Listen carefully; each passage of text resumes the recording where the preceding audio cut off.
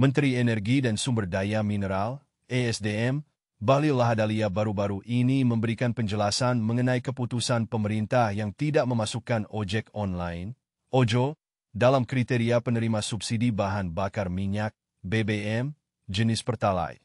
Menurut Bahlil, OJO dianggap sebagai usaha yang dijalankan oleh individu atau kelompok dan bukan sebagai angkutan publik resmi.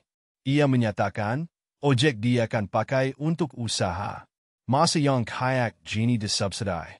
Bahlil menjelaskan bahwa meskipun pengemudi OJO tidak secara otomatis mendapatkan subsidi, mereka masih memiliki peluang untuk menerima bantuan langsung tunai, BLT, jika memenuhi kriteria tertentu yang akan ditetapkan. Kriteria tersebut akan diambil dari data masyarakat kurang mampu yang dikelola oleh Kementerian Sosial dan lembaga terkait lainnya. Keputusan ini memicu reaksi keras dari Asosiasi Pengemudi Ojek Daring Garda Indonesia.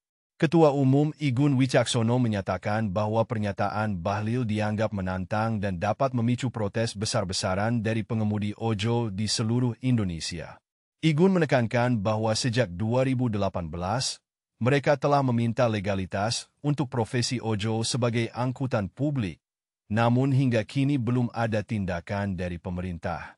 Igun juga menyebutkan bahwa jika OJO tidak dapat mengakses BBM bersubsidi, maka akan ada gelombang aksi unjuk rasa besar-besaran sebagai bentuk protes terhadap keputusan tersebut.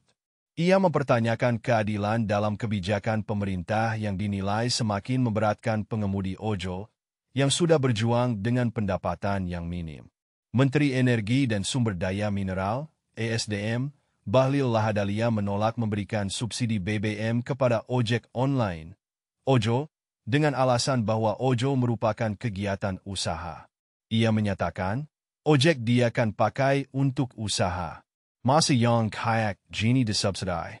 Bahlil menjelaskan bahwa banyak pengemudi OJO tidak memiliki kendaraan mereka sendiri, melainkan menggunakan motor yang dimiliki oleh orang lain, yang berarti mereka bekerja untuk pemilik kendaraan. Hal ini mengarah pada pandangan bahwa subsidi seharusnya tidak diberikan kepada usaha komersial seperti OJO. Pemerintah berencana untuk menyalurkan subsidi BBM hanya kepada kendaraan berplat kuning atau transportasi umum, yang dianggap lebih tepat sasaran dalam konteks subsidi. Meskipun demikian, Bahlil menyebutkan bahwa pengemudi OJO masih memiliki kemungkinan untuk menerima bantuan jika memenuhi kriteria tertentu yang sedang dipertimbangkan oleh pemerintah. Reaksi masyarakat, khususnya pengemudi ojek online, OJO, terhadap keputusan Menteri Energi dan Sumber Daya Mineral, ESDM, Bahlil Lahadalia yang tidak memasukkan mereka dalam kriteria penerima subsidi BBM sangatlah negatif. Para pengemudi OJO mengancam akan melakukan aksi demonstrasi besar-besaran jika keputusan tersebut tetap dilanjutkan. Ketua Umum Asosiasi Pengemudi Ojek Daring Garda Indonesia, Igun Wicaksono, menilai pernyataan Bahlil sebagai tantangan langsung kepada pengemudi OJO dan menyebutnya sebagai blunder dari pemerintah.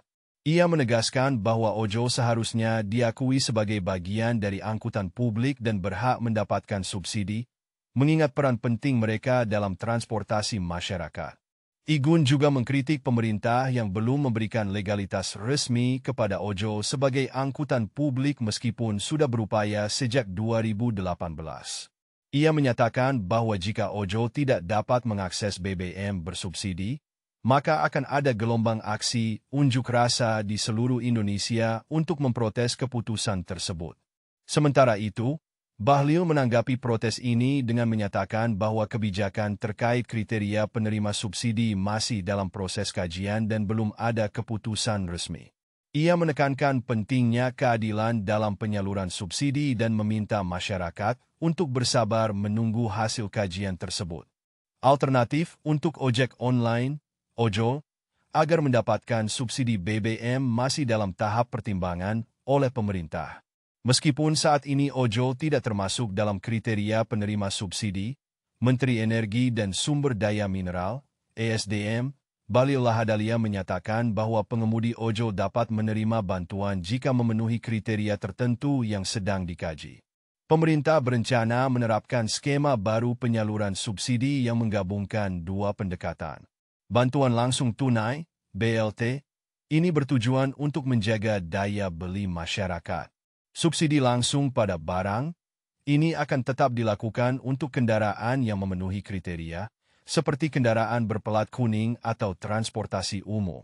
Bahlil menekankan bahwa penyaluran subsidi harus tepat sasaran dan adil, sehingga pengemudi ojol mungkin bisa mendapatkan bantuan jika mereka terdaftar dalam data yang dihimpun dari berbagai kementerian dan lembaga terkait.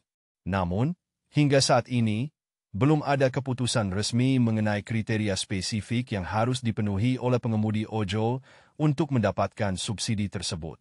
Bahlil menyatakan bahwa pihaknya masih melakukan evaluasi dan penghitungan yang cermat untuk menentukan siapa saja yang berhak menerima subsidi BBM.